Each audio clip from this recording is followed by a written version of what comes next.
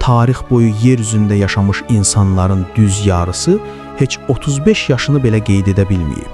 Bunun səbəbi nə müharibələr idi, nə də vəhşi heyvanlar.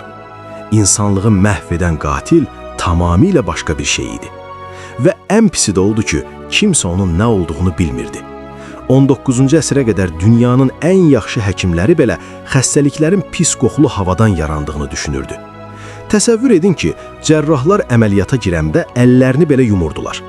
Üstü qanlı xalatla gəzmək mən çox təcrübəliyəm demək idi. Ta ki, mikrob nəzəriyyəsi kəşf olunana qədər.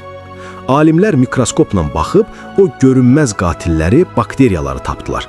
Məlum oldu ki, milyonlarla insanın həyatını xilas etmək üçün sehirli bir dərmana yox, sadəcə əlləri sabunla yumağa ehtiyac var imiş. Yəni, bugün mənim bu videomu rahatca izləyə bilməyinizin tək səbəbkarı sadəcə bir sabundur. İndi başa düşdün niyyət